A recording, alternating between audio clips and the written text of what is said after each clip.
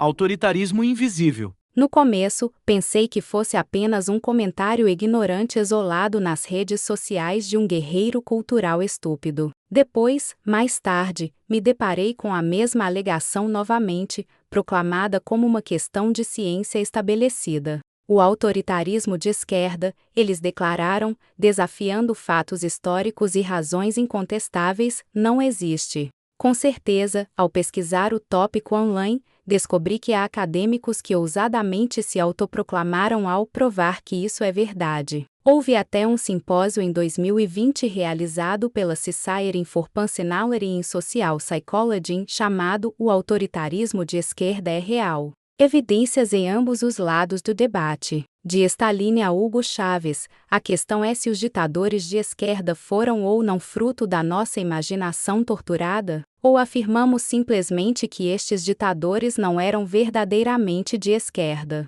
Exatamente como os apologistas cristãos estão sempre a insistir que os membros criminosos do seu clero não são cristãos too. Ou será que se espera que adoptemos uma definição única de autoritarismo que de alguma forma coloca, digamos, Mao Zedong fora do seu alcance? Já argumentei anteriormente contra a identificação com do left ou do direito. Em parte porque os vejo como identidades tribais que não têm princípios fundamentais de identificação reais, claros e contínuos. Um presidente de direita pode adoptar uma abordagem mais expansionista às relações exteriores ou uma abordagem mais isolacionista e, de qualquer forma, estar a avançar mais para a direita. A esquerda pode defender a adesão estrita à ciência sem deferência aos valores tradicionais ou argumentar que a ciência é uma construção ocidental, não melhor do que as formas tradicionais de saber. E ser entendida como seguindo alguma vocação esquerdista de qualquer maneira. Pelo menos alguns dos Winsant que afirmam refutar a existência do autoritarismo de esquerda, identificam amplamente a característica definidora da esquerda como uma dedicação à igualdade, em contraste com as tendências hierárquicas da direita. E aqui, já temos um problema. Não só equality desafiou por muito tempo a definição estrita na prática, no ponto em que foi restringida como uma característica definidora da esquerda, mas desde então o conceito foi explicitamente rejeitado por alguns identificados com a extrema esquerda, e em grande parte o mesmo termos que eles poderiam rejeitar o valor epistêmico da ciência, como uma noção ocidental que deve ceder a uma visão de equity que organizaria hierarquicamente as pessoas em categorias de identidade ordenadas pela magnitude da queixa histórica. Já em 2013,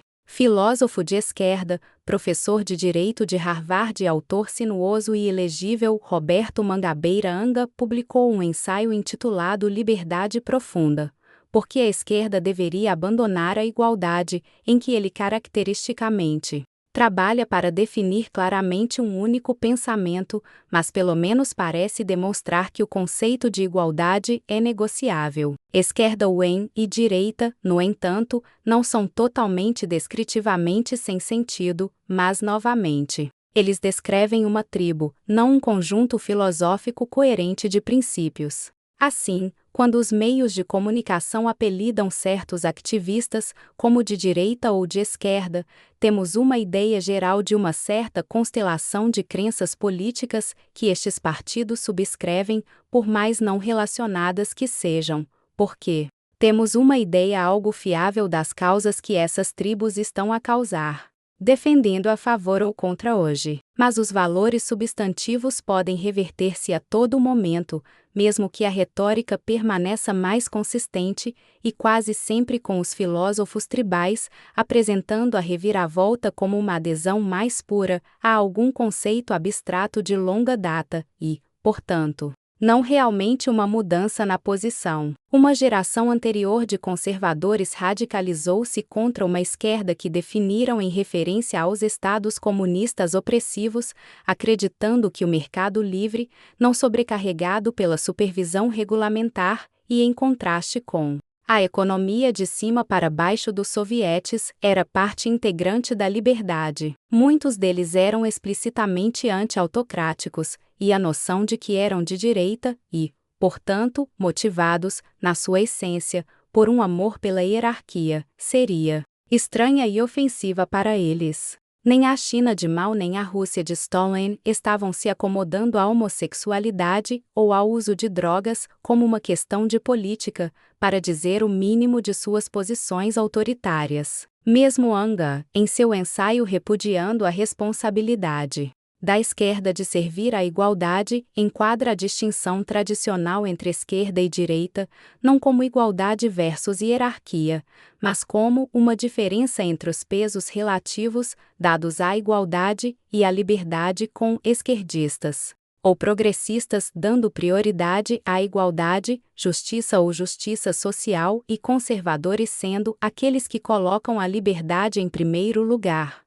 O facto de freedom e equality poderem e serem frequentemente contorcidos para significarem os seus opostos por retóricos políticos egoístas serve para provar o meu ponto de vista. Embora não sejam os historiadores que estão a tentar convencer-nos de que o autoritarismo de esquerda não existe, o que muitos reconheceriam intuitivamente como obsceno, são principalmente os psicólogos que defendem este caso, que argumentarei ser pelo menos igualmente mau. Os psicólogos devem compreender que somos criaturas sociais, e muitos acabam em tribos específicas, não devido a alguma tendência inerente ou crença profundamente arraigada pré-existente, mas devido à necessidade de pertencimento e aceitação. Os psicólogos deveriam ser capazes de reconhecer que, para muitos, a política é apenas a matéria-prima retórica a partir da qual racionalizam o seu comportamento,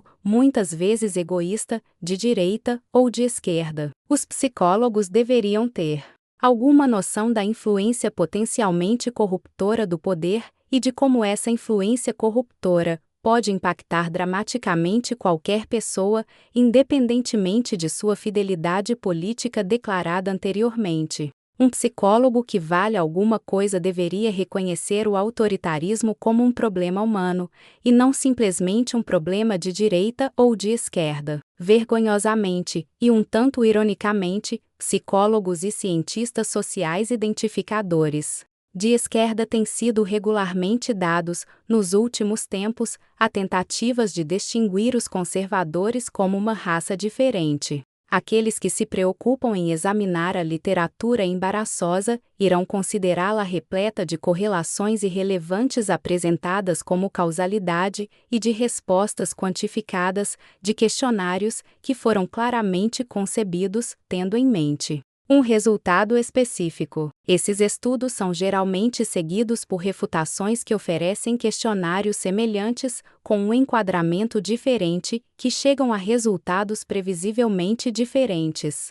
Mostre-me qualquer estudo de que prova uma clara delimitação cognitiva natural entre liberais auto-identificados e conservadores auto-identificados, e mostrarei a incompetência científica de um pesquisador indigno de um público leitor. Digo que esta má conduta scientific, muitas vezes consistindo em quantificar certos atributos demográficos e insistir que eles revelam as características causais de uma tribo política, é um tanto irônica porque sinto que demonstra solidamente que os pesquisadores responsáveis exibem certos atributos que eles próprios certamente insistiriam pertencer apenas ao white, uma dependência de categorizações excessivamente amplas e estereótipos grosseiros significava a oposição. Jogar jogos retóricos e metodológicos para simplesmente definir o autoritarismo como algo impossível de atribuir a um político de esquerda apenas cria um ambiente no qual um autoritário, usando a linguagem da política de esquerda, pode reivindicar imunidade de críticas à tirania. Contribui para a polarização, divide-nos ainda mais e não contribui em nada para iluminar o problema do autoritarismo ou sugerir uma solução. Não passa de um subconjunto de acadêmicos arrogantes que tentam cientificamente estabelecer a sua superioridade sobre os outros, e deveríamos saber melhor do que aceitar tal coisa, para não nos tornarmos diferentes dos autoritários que condenamos. Lúcia André Aves, 10 de janeiro de 2025.